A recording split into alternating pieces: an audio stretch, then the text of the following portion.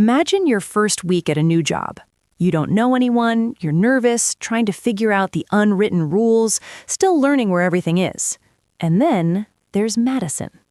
Madison works at a marketing company in Atlanta. She has a Pinterest-worthy desk with little succulents and a motivational quote calendar.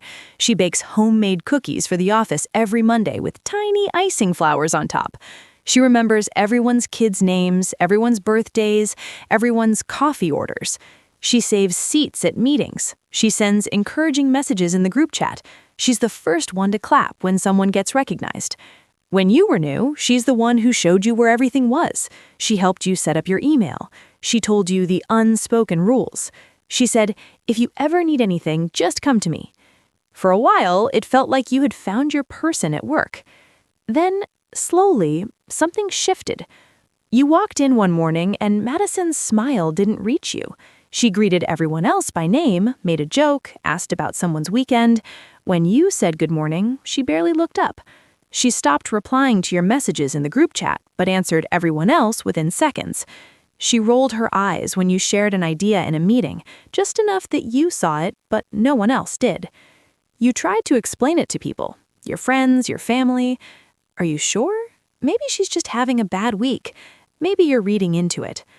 That's not an accident. That is the plan.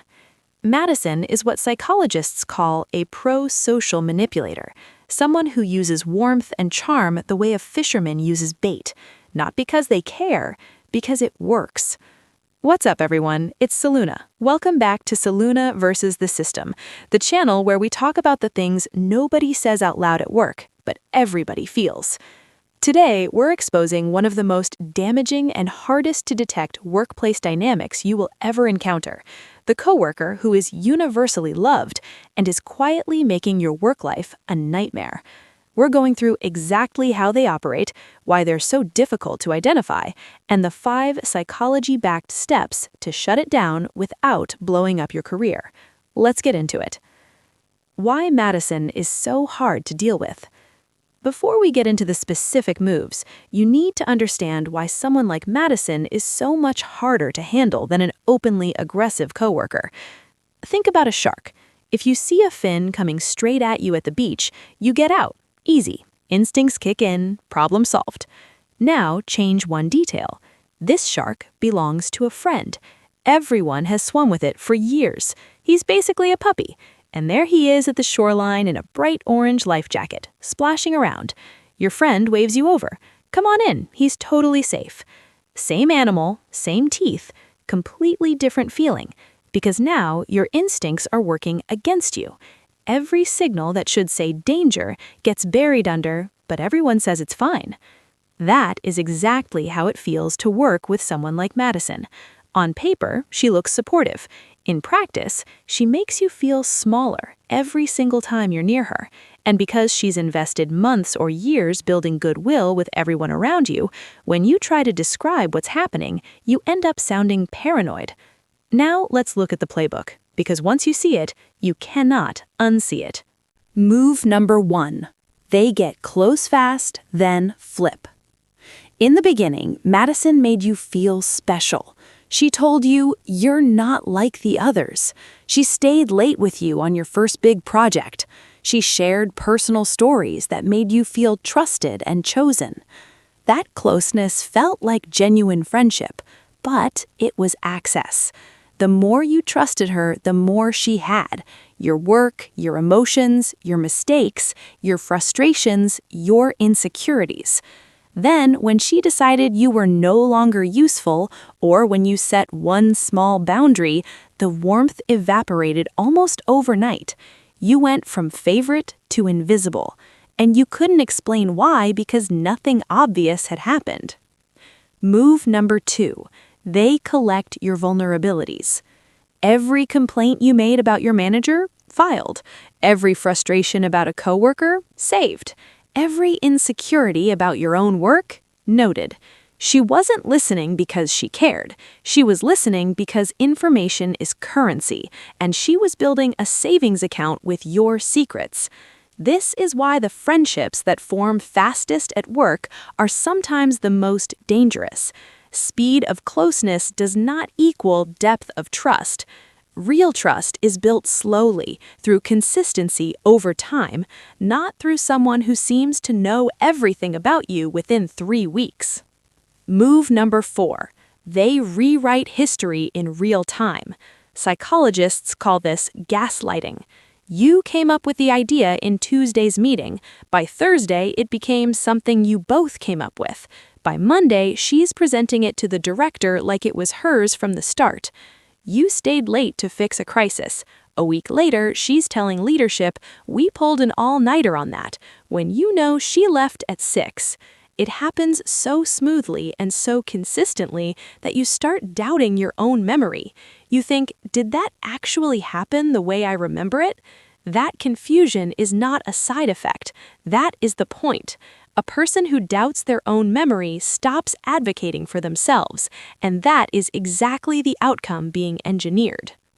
Move number 5. They isolate you. Psychologists call this triangulation.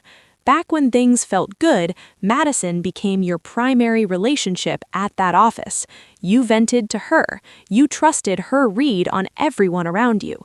She planted seeds along the way. Just so you know, Sarah doesn't really like working with new people. Between us, I think David takes credit for everything. I'd be careful around Marcus, he talks. Little observations planted over time, until one day you look up and realize you don't have real relationships with anyone at that office except her. Your entire social network at work runs through one person. Then when she flips on you, you are alone. There is no one to corroborate your experience. There is no one who knows you independently of her version of you. That isolation was not accidental. It was constructed one small comment at a time. Move number 5. They play the victim the moment you catch on. As soon as you start pulling back, stop oversharing, stop saying yes to everything, gently correct the record in meetings, she feels it immediately. And the response is swift. Suddenly, you're the difficult one. She sighs to other people. "I don't know what happened. They just changed." She tells your manager, "I'm worried about them. They've been so negative lately." She might even cry. She says, "I've done nothing but try to help." And because she spent months building goodwill with everyone around you, people believe her version first. You have no witnesses. You have no documentation. You have no independent relationships. She anticipated this moment and prepared for it long before you saw it coming.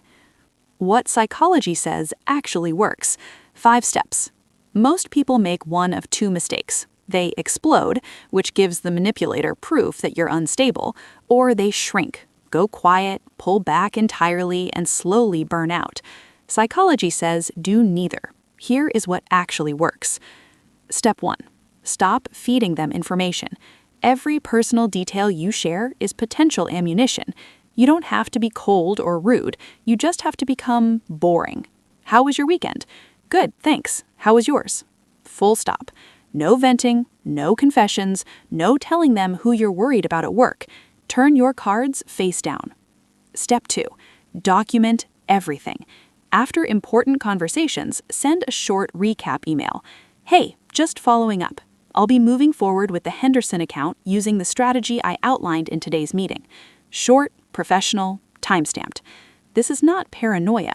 This is you refusing to let your memory be the only record of what happened. Step 3. Widen your circle. They tried to isolate you. Reverse it. Have lunch with different people. Collaborate across teams.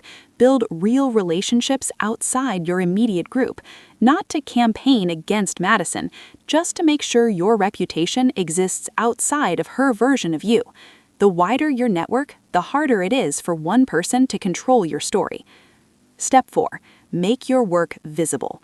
Copy your manager on key updates. Volunteer to present your own work in meetings. Share progress in shared channels, not just private conversations.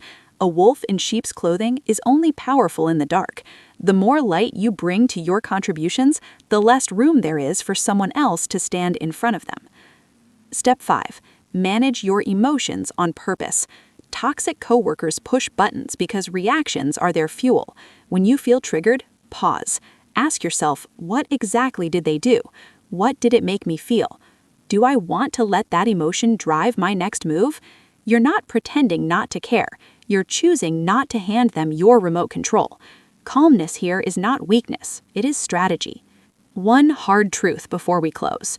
Sometimes it is not just the person. Sometimes the system itself rewards that behavior. If you do everything right, you document, you set boundaries, you stay calm, you build allies, and you still keep getting penalized, you are not just dealing with a toxic coworker, you are dealing with a culture that protects them. In that case, winning does not look like fixing Madison. It looks like building enough leverage to walk into a healthier environment.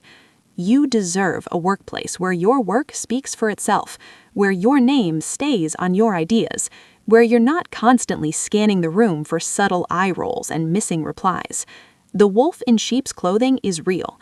They are charming and calculated, and they've been doing this long before they met you.